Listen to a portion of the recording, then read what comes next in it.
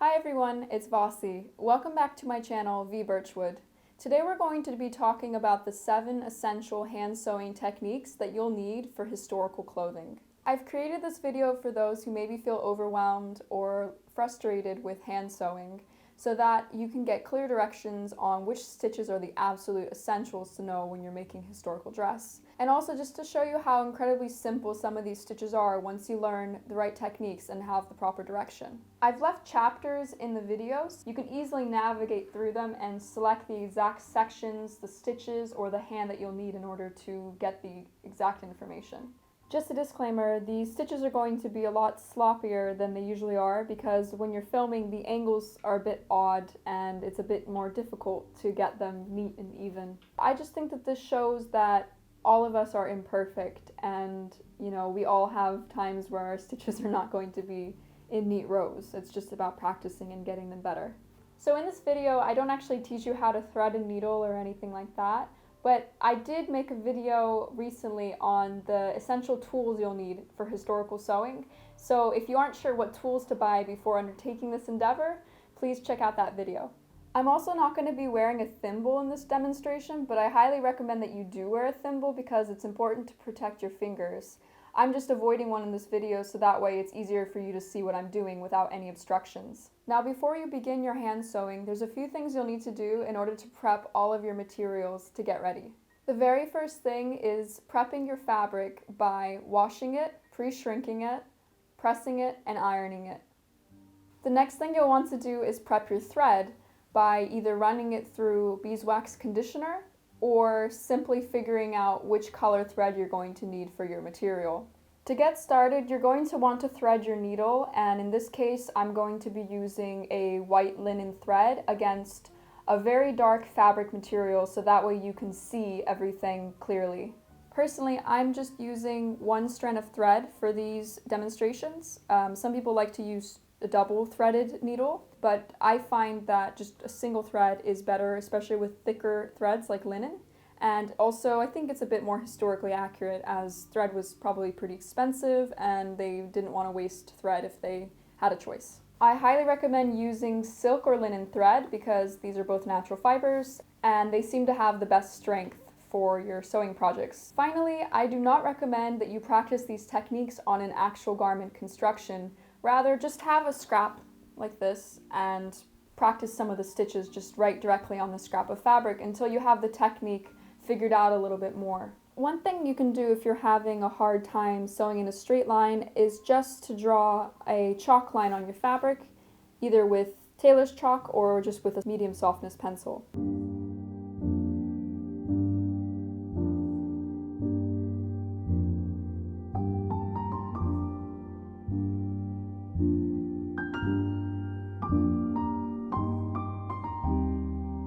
Entering from the top of the fabric, making a stitch forward, leaving a tail. Now we need to knot it, so we're going to go just slightly behind this first stitch here, and then in front of the first, pull it through, and you still have your little tail there, and you can just put your needle through and pull it tight, and you have your little knot. And you'll want to do this once more, but first you can just take this here and clip the end close to make it tidy. You'll go through that same hole again that you just made, going from behind the stitch to in front of the stitch, and then just pull it through. You've got your starter here. So to begin, I've got my linen scrap fabric right here, and the first stitch we're going to cover is the running stitch. Now, I would say that this is the most basic and straightforward stitch you can do, and it works well as a seam stitch, but you have to remember that it's not very strong. So for places that have a lot of wear and tear, you don't want to be using this stitch because it won't last a very long time in the long run. Finally, the stitch is usually used for gathering fabric, like when you gather sleeves at the wrist or the arm's eye, or if you're making gathers in an actual garment itself. So for the left hand, we're going to be working from left to right with our needle, and this thread is not knotted, so we'll begin by just knotting the thread. And you'll go about 1/8 of an inch forward, under the fabric, over the fabric, under the fabric, over the fabric. And you want to do this just a few times. And then you can just take your thread and pull it through. You'll have a bit of a gather here, so you just want to pull the thread tight to get the gather out. And here you have your left-handed running stitch. Now, to end your running stitch, I like to just make another backstitch knot. So I'll just put the needle just behind where my thread comes out, and then go in front of it, just a tiny bit like that.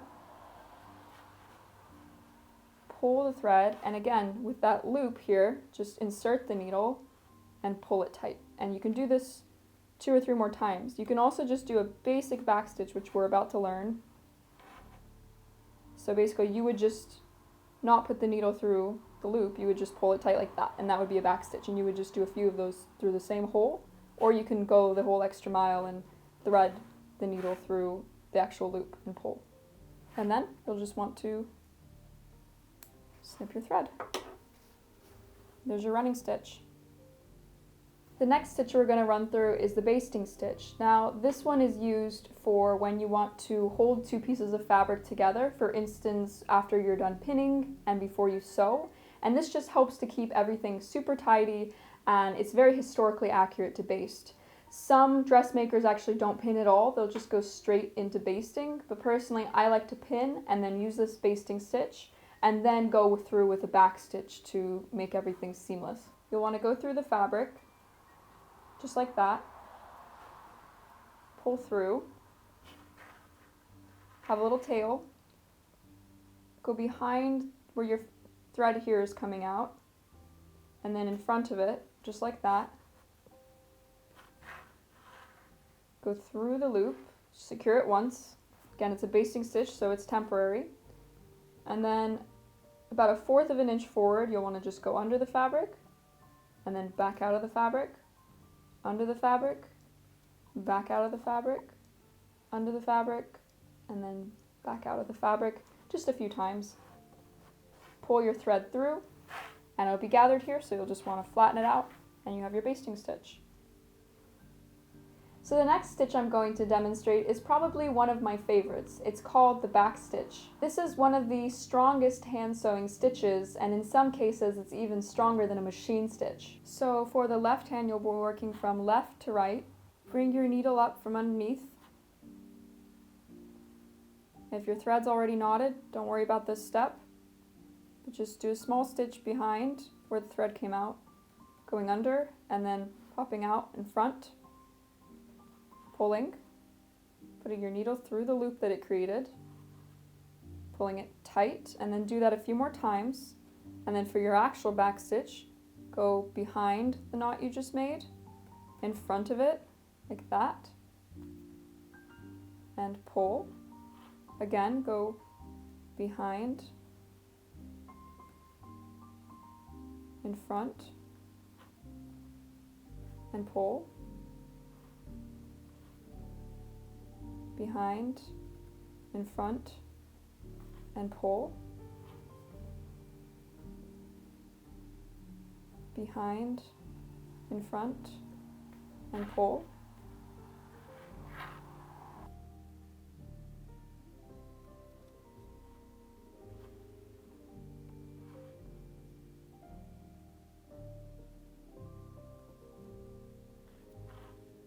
Finally, to end the stitch, you're just going to do one more back stitch and create a loop, put the needle through the loop, and pull. And do that a few more times. To secure it, snip your ends.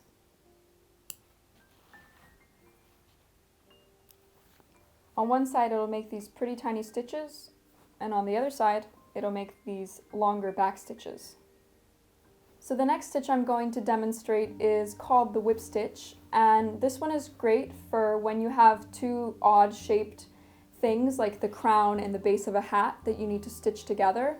And it's also really useful as a kind of a quick finishing stitch, but it isn't as secure as some of the more complicated finishing stitches which we're going to cover in this video. Now with the left hand, you're going to be working from left to right, and you'll just want to start by knotting your thread and placing it in between the two layers of wool, just like this. And yeah, I've changed fabric here because it's a bit easier for you to see. And I've also changed to a thinner thread. And working from front to back, you're going to just create a loop that will go over the edge of the fabrics.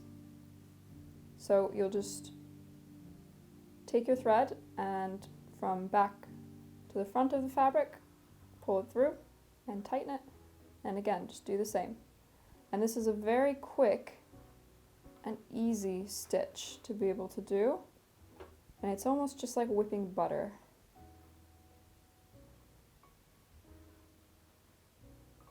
From front to back, over the edge, go through the back to the front.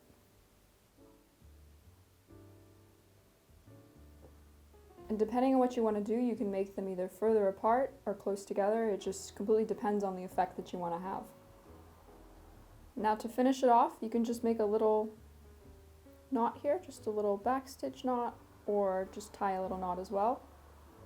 Just make a back stitch, put your needle through the loop, pull it tight. You can do that a few times in a row and it'll be nice and secure. And finally, you'll just want to snip your thread and your whip stitch is done. So the next stitch is a felling stitch, and this one is really great. I like to use it as a finishing stitch and also to secure hemlines or anything that is a double fold and then a hem.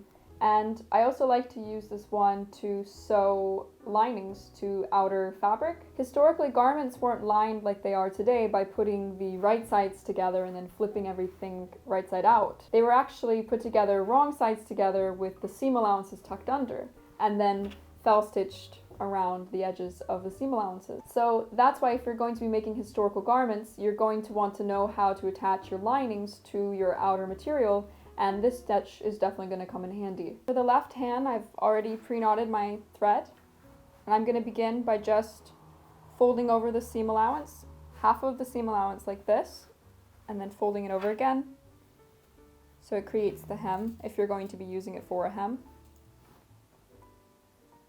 And I'm just going to pop a couple of pins into the fabric to hold it tight while we sew. So with our knotted thread, just begin by placing it in between the outer layer of the fabric and where the fold is of the hem, just like this. And we're going to be working from left to right, like with most of the stitches for left-handed people. And you're going to want to just pick up one or two little threads just straight above where your thread is coming out of the hem. And it'll just create this pretty up and down stitch, just like that. And the next part of the stitch is you're going to place the needle just through at an angle the hem like this. And you'll want to do that in one swift motion. So pick up one or two threads through the hem, just like that, and pull. Pick up one or two threads through the hem, just like that,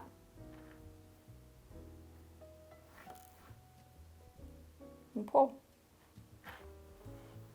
So you pick up one or two threads and straight through the hem, grab your needle and pull.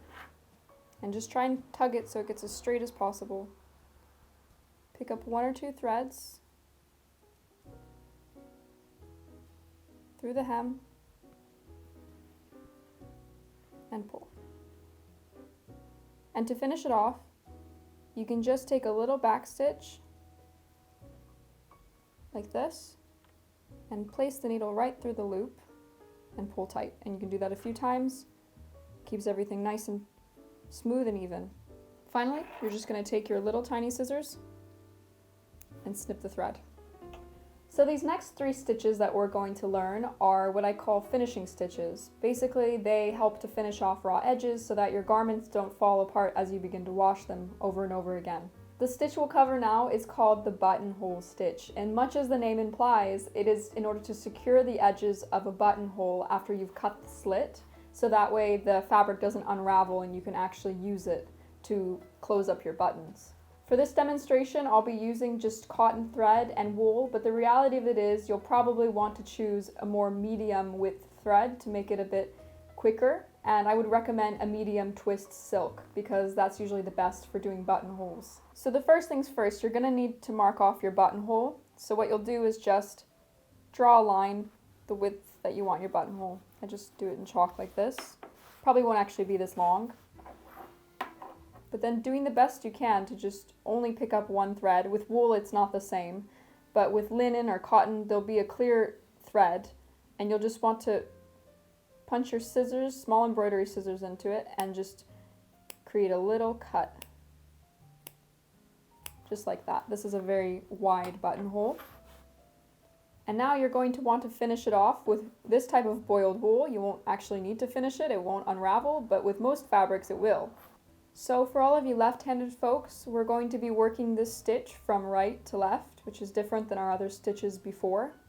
Your thread should already be knotted, and you'll just place it underneath one layer of fabric, coming out through the outside and pulling the knot through so that it hides underneath on the wrong side of the fabric.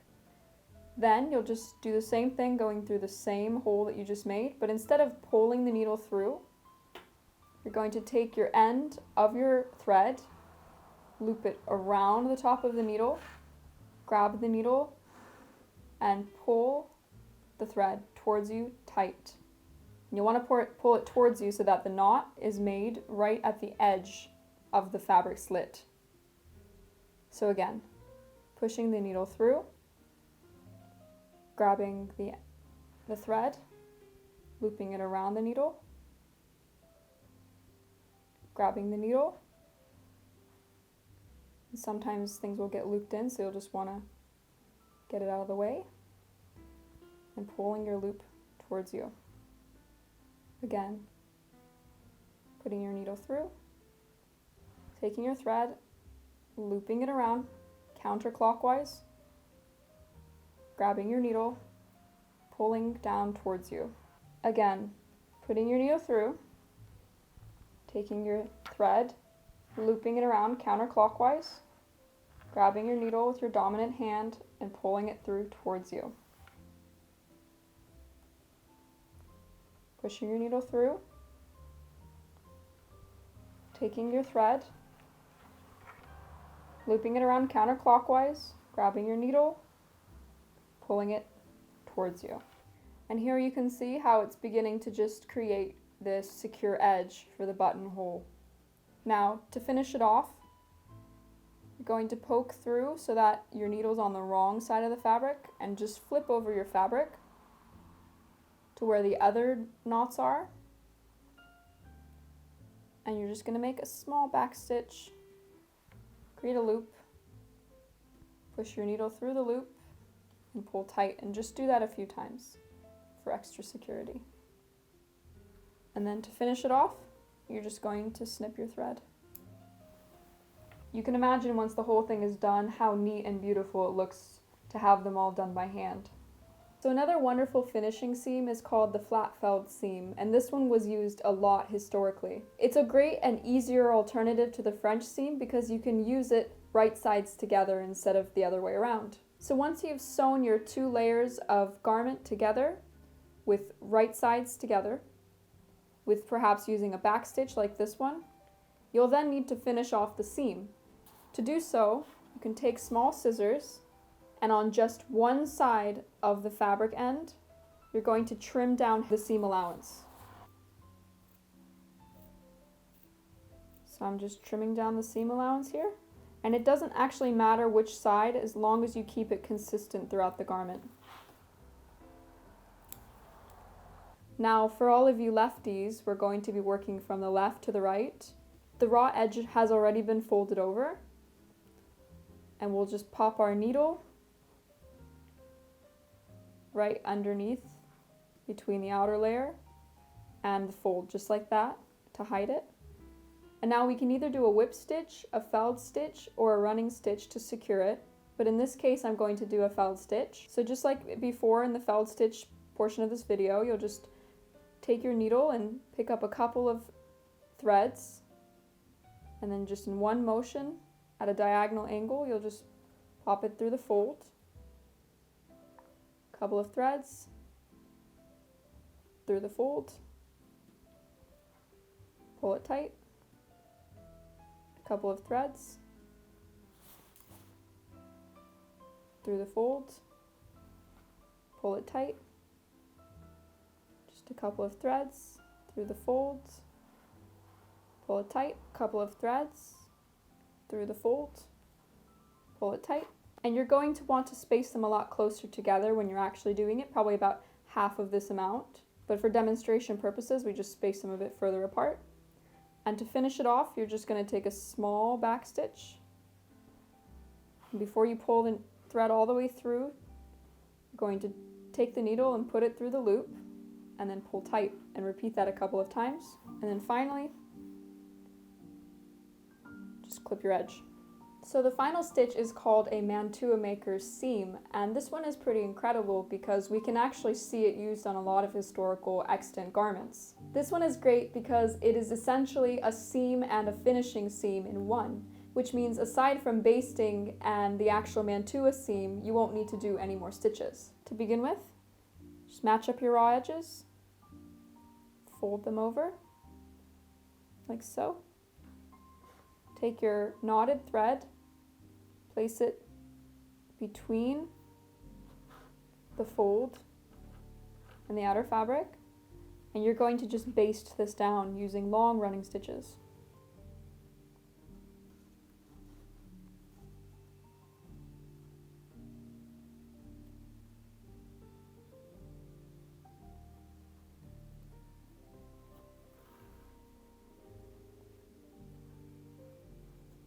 Finally, once you have your basted edge, working from left to right, we're going to encase those raw edges again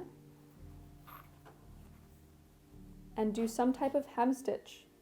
So again, hiding the knot in between the fold and the outer fabric, just like that. And in this case, I'm just going to do a whip stitch. You could also do a felling stitch.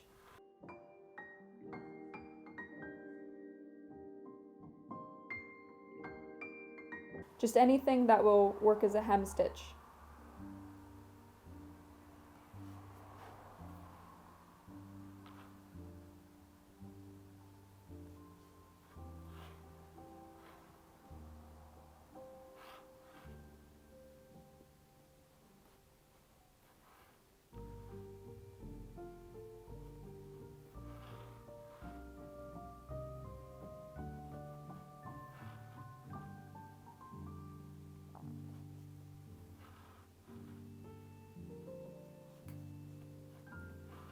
To finish it off, just make a little back stitch. Take your loop, pop the needle through the loop, pull it tight, and repeat that a few times. Snip your ends. And if you want to, you can also remove the basting stitch now that everything's secured, so you'll just snip it out or just use a seam ripper. And there you have your mantua maker's seam with the left hand. So those were the 7 essential hand sewing stitches that you'll need to know in order to make historical clothing.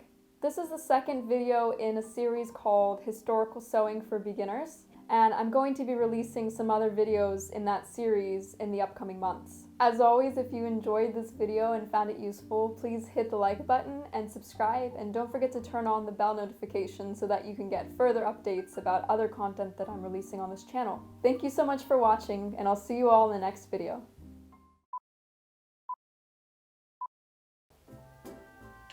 Promise I can sing better than this, I really would hope so.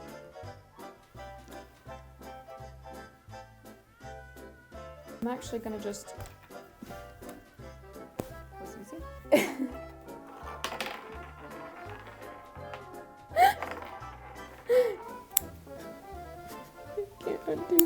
stitches.